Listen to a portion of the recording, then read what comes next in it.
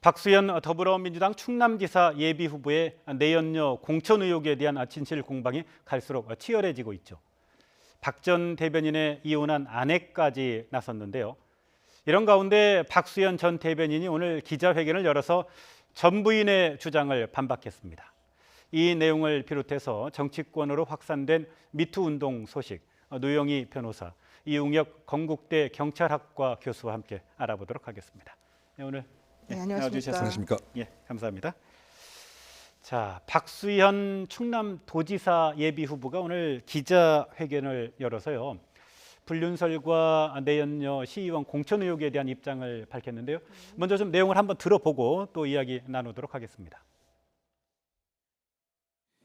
이번 사건의 발단은 아직도 청와대 등 권력에서 수백억씩 특혜를 줄 수 있다는 어처구니 없는 믿음을 교묘히 이용했다는 점입니다. 오영환 씨와 저희 전처 등은 제가 청와대 대변인으로 재직하던 2017년 7월경 저에게 수백억 원대의 권력형 부정청탁을 했습니다. 이들은 제가 권력형 비리에 공범이 되는 것을 거부하자 이번 충남도지사 선거에서 유력 후보인 저 박수현을 낙마시키고자 하는 음모를 부리고 있습니다. 네, 박수현 예비 후보 기자회견을 통해서 여성당직자 특혜 공천과 불륜 의혹이 날조된 거짓이다. 부정청탁을 거절했다가 보복성 정치 공작에 시달리고 있다. 이렇게 얘기를 한 건데요. 이게 좀 구체적으로 이게 어떤 내용입니까?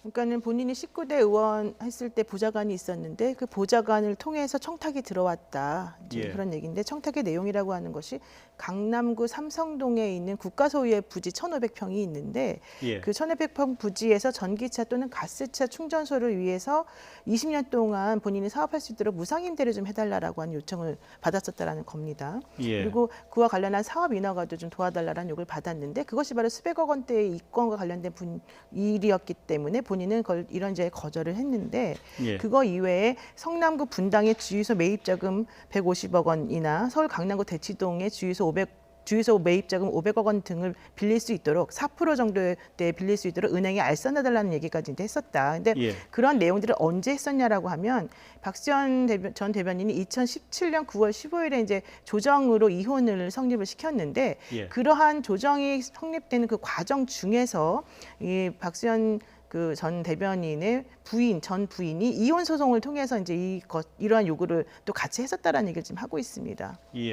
그런데 박수현 전 대변인의 주장을 보면 참 충격적인 내용일 수도 있겠는데요. 혹시 박수현 전 대변인이 자신의 주장을 입증하기 위한 여러 정황 증거나 또는 이렇게 물적 증거 자료들을 좀 제출한 게 있습니까? 그 당시에 청와대 대변인 시절에 오영환 씨 등이 제출한 문건 자체가 메모로 형식으로 된 거, 그것이 이제 하나의 부정한 청탁을 했다고 하는 직접 증거일 수가 분명히 있는 것 같고요. 그리고 그 이혼과 이제 관련돼서는 사실상 이혼 사유는 본인들이 이제 정확히 알고 있지만 그 부분에 대해서는 양자가 정확하게는 얘기하고 있지는 않은 것 같습니다. 다만 추정컨대 박수현 전 대변인 입장에서는 생활고가 가장 큰 이유였고 2년 전에 당정 활동을 하면서 실토한 얘기가 있긴 합니다. 뭐냐면은 본인 자체가 징역을 2번이나 갈 뻔했는데 그것을 참지 못하고 집을 떠났다. 그래서 6번이나 찾아갔다. 근데 이것이 이제 이혼의 주요한 사유로 밝히고 있는 것 같고요. 그리고 전 부인의 입장에서는 이것은 아니다. 이것은 완전 거짓말이다 얘기하면서 10년간 여자 관계가 상당 부분 문제가 되어서 그것 때문에 이혼을 했다. 이렇게 얘기하고 있습니다. 그래서 과연 이제 관련된 사항 자체는 혹시 이혼 관계에 대한 서류를 이렇게 만약에 직간접적으로 공개한다고 한다면 똑 떨어지는 증거이겠지만 그 부분 자체가 사실은 사인 간의 상당히 미량스러운 부분이기 때문에 이혼 사유가 과연 이제 무엇인가는 두 당사자가 정확하게 얘기하지 않는 한 밝혀지는 데서 상당 상당 부분 좀 한계가 있지 않은가 이런 생각을 해봅니다. 그래서 그 예. 부분과 관련해서 그 본인이 주장한 내용이 맞다라고 하는 걸 입증하기 위해서 당시 소송에 참여했던 변호사, 이제 신모 변호사가 있는데 예. 그 변호사와 같이 이제 기자회견을 열었고요. 당시 제출되었던 그 서명과 관련된 서류들을 전부 다 가지고 나와서 예. 그 변호사가 사실은 이것에 대해서 동의한다라고 하는 것을 보여주는 형식으로 사실은 이 그 본인의 진정성을 입증을 한 상태인데요. 예. 아마도 그 준비 서명, 그러니까 2017년 7월에 있었던 이런 요구와 그다음에 2017년 9월에 있었던 그 합의에 의한 조정이 이제 성립이 되는 그 과정 중에 있었던 여러 가지 서면들이 있는데 그 서면들이 원래 법원에 제출된 서면들이고 우리가 이제 받아볼 수 있는 서면들이었는데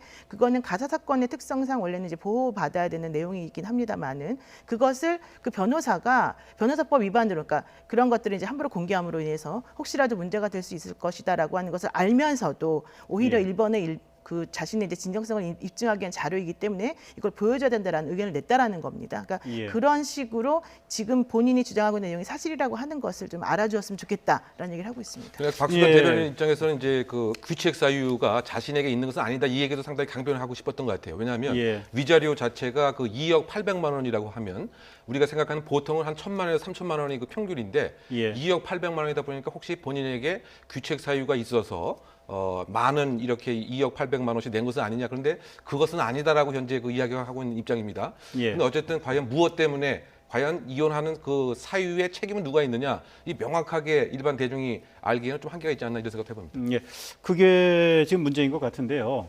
박수현 전 대변인은 뭐 생활고 때문에 이혼했다. 그런데 전 부인 측은 여자 문제 때문에 이혼했다. 이렇게 서로 엇갈리는 그 주장을 하고 있지 않습니까? 그렇습니다. 그런데 이게 이제 진실이 좀 이렇게 밝혀져야 할 텐데요. 지금 상황에서 진실을 규명하려면 어떤 방법이 있을까요? 그래서 이제 아까 말씀드린 대로 그 준비 서면에 혹은 소장에 혹은 조정 신청서에 제출되어 있는 사유가 있어요. 이혼 사유. 예. 보통 이제 이혼을 제기하려고 하는 사람들은 이혼을 왜 내가 해야 되는지에 대해서 혼인 생활의 경위와 그 파탄 경위를 적게 되어 있고 그것에 대해서 주된 이유로 예를 들면 뭐 배우자가 바람이 났다라던가 아니면 폭력을 휘둘렀다라든가 이런 여러 가지 이혼 사유를 적게 되어 있는데 예. 이제 박수현 전 대변인 입장에서 얘기하고 있는 것은 준비 서면에 상대방이 낸 준비 서면에 생활고 때문에 이혼한다라고 하는 내용이 그대로 적시되어 있다. 그리고 나머지 다른 내용에 대해서는 전혀 나와 있는 바가 없다라는 얘기를 했었고요. 예. 그다음에 지금 이제 이용혁 교수님 말씀하신 것처럼 만약에 그 말이 사실이라고 한다면은 이거는 사실은 뭐 굳이 위자료까지 주어야 될 이혼 사유라고 보기 어렵지 않느냐라는 부분도 사실 있었는데 예. 본인 입장에서는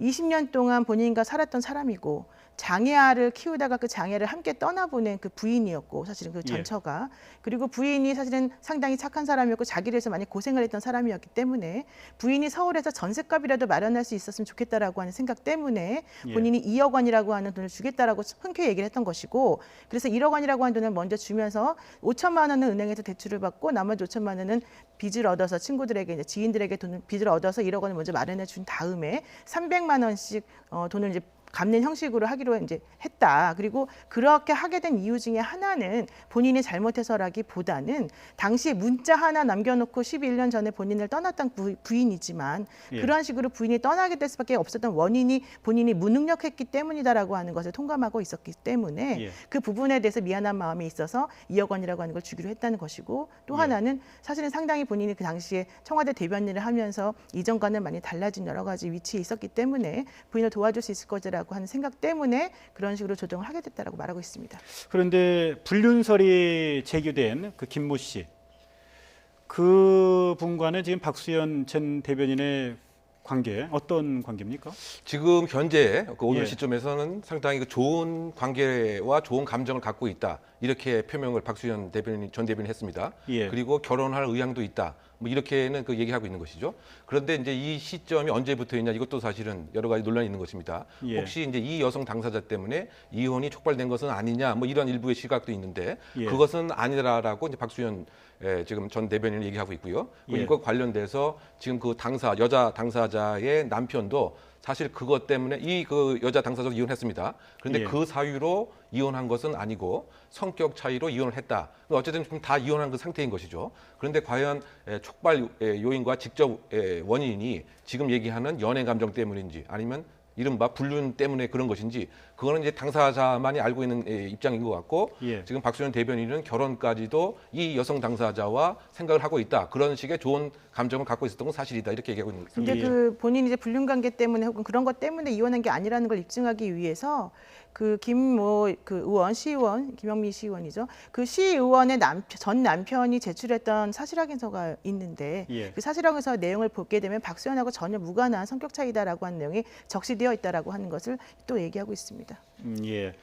박수현 전 대변인, 그 박수현 예비 후보, 예. 부정한 청탁을 받아주지 않자 정치 보복 차원에서 이렇게 공작을 하고 있다라고 주장을 하고 있는데 앞으로 뭐 이렇게 법적으로 어떻게 대처해야 할까요? 네, 그렇습니다. 만약에 이제 박수현 전 대변인의 말이 맞다라고 한다면 사실 이제 예. 오영환 씨가 얘기하고 있는 이 내용은 오영환 그다음에 전 부인 또 전 부인의 그 처형이죠. 그 예. 언니. 그 세 분이 본인에 대해서 이런 식의 부정한 청탁을 했었던 것이다라고 하는 게 이번에 밝혀진 밝혀낸 것이기 때문에 그런 점으로 인해서 본인에 대해서 뭐 여론조사에서 지금 현재까지도 1위를 하고 있는 본인을 끌어내리기 위한 공작이나 음해를 하고 있다라고 한다면 현실적으로는 그 부분과 관련해서는 명예훼손죄라던가 이런 식으로 그 고소를 하는 게 사실은 좀 타당하지 않을까라는 생각을 좀 하고 있어요. 근데 예. 아직까지 뭐 고소를 하겠다 이런 내용까지 나오지 않았는데 그것은 아마도 그 본인의 전처가 사실은 이런 식의 행동을 저지를 사람이 아닌데 오영환 씨 때문에 이제 같이 이런 식으로 연루되어 있다라는 식으로 좀 생각을 하고 있는 것 같아요. 그래서 예. 그 부분과 관련해서 앞으로 어떻게 할지에 대해서는 이제 상황을 좀 봐야 되겠지만 예. 문제는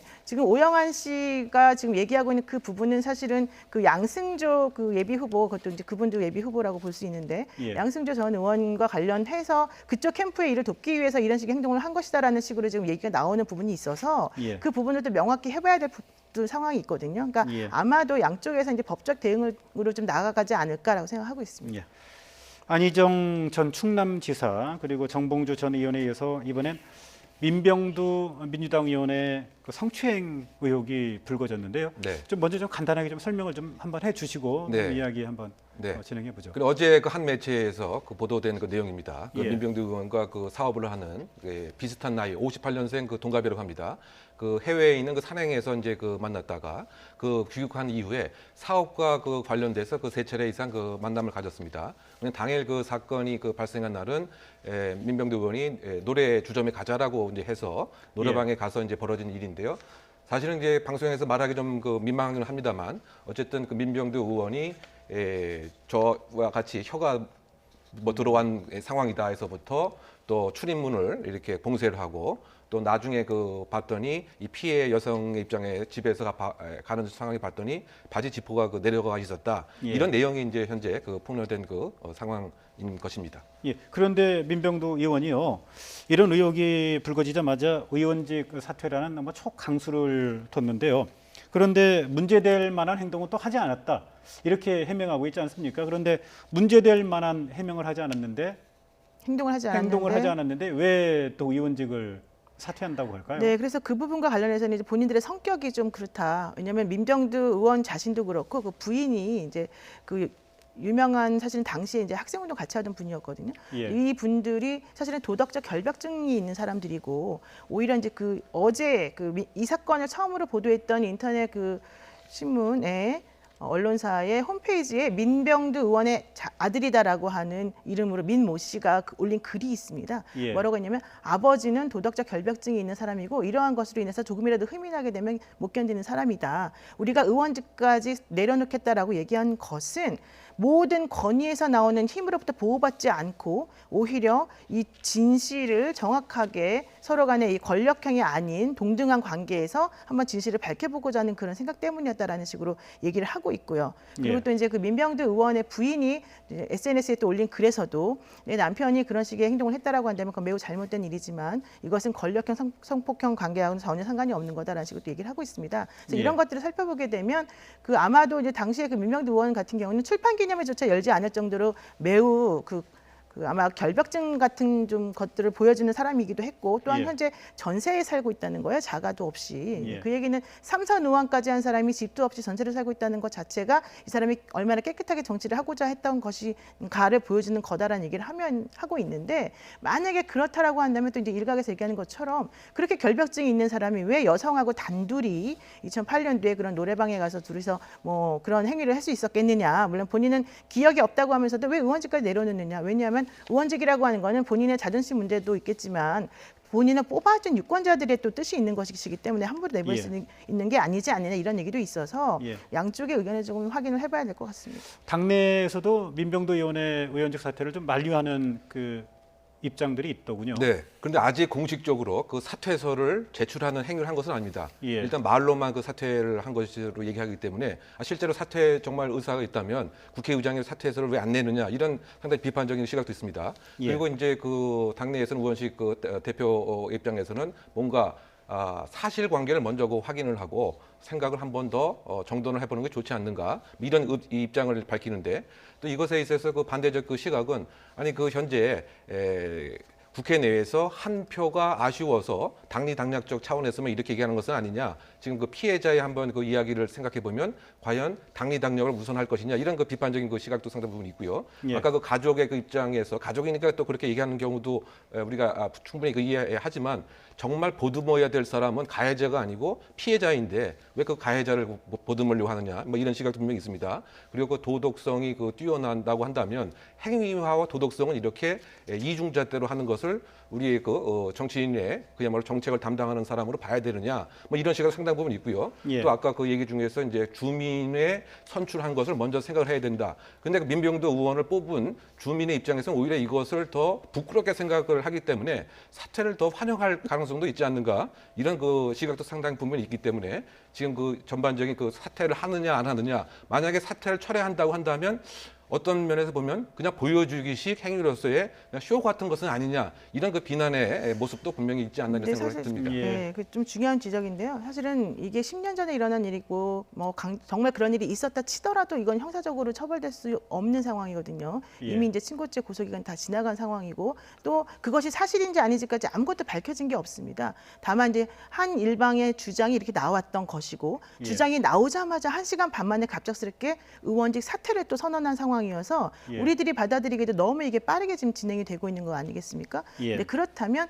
이 상태에서 그런 얘기를 주장하고 나서 이제 그 분이 정말로 피해자인지 아닌지 혹은 정말로 피해자였다면 그 상황이 무엇인지에 대해서도 확실히 아무것도 밝혀지지 않은 상황이기 때문에 그렇게 너무 지나치게 한쪽의 말이 맞다라고 하는 걸 전제로 해서 피해자 가해자 논리를 가는 것이 과연 맞느냐 이런 얘기도 사실 좀 나오고 있고 현재 이제 미투 운동을 둘러싸고 있는 그 여러 가지 그 진행되는 모양새가 이제 얘기만 하면 무조건 그건 사실인 것이다라고 사람들이 생각하는 거 아니냐라는 또 비난도 조금 있어서 예. 그런 부분에서 좀 조심스럽게 접근해야 되는 필요성이 좀 있어 보입니다. 예.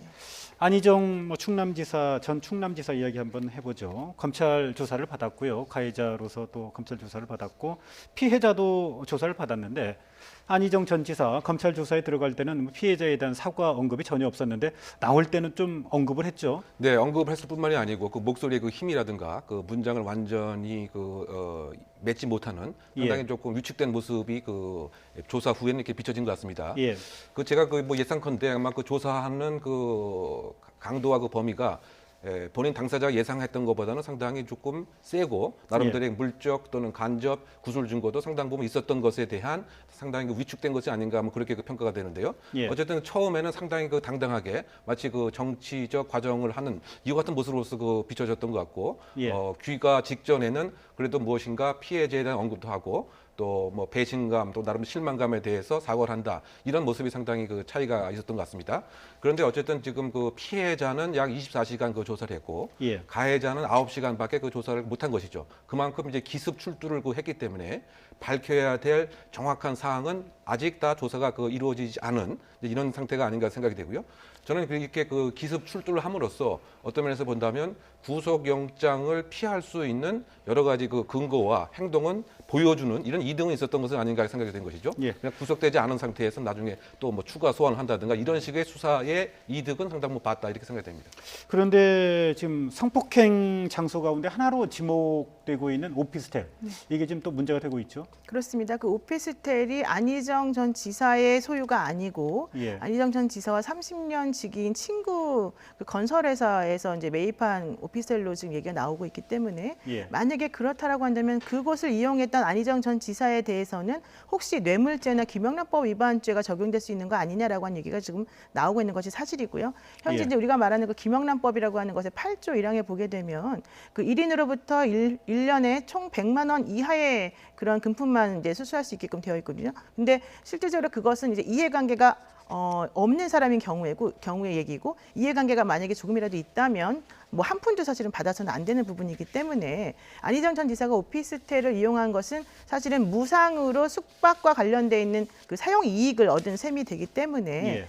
얼마나 그곳을 잘 이용했는지 자주 이용했는지 뭐 이런 것도 좀 따져봐야 되겠지만 기본적으로는 부적절해 보이는 부분이 당연히 있는 것이고요. 예. 특히 이제 이 그 대학 친구라고 하는 그 친구가 안희정 전 지사와 같이 찍은 뭐 사진도 사실 홈페이지에 올려놓기도 했고 또 그 건설회사를 하면서 여러 가지 편의를 봐주는 거 아니냐라고 하는 의심이 들 만한 행동도 사실은 조금 있어 보여서 예. 그 부분과 관련해서 아마 별도로 좀 법리적 검토를 검찰에서 하려고 하는 것 같습니다. 예. 오늘 말씀은 여기까지 듣도록 하겠습니다. 지금까지 노영희 변호사, 이용혁 건국대 경찰학과 교수와 함께했습니다. 오늘 두 분 감사합니다.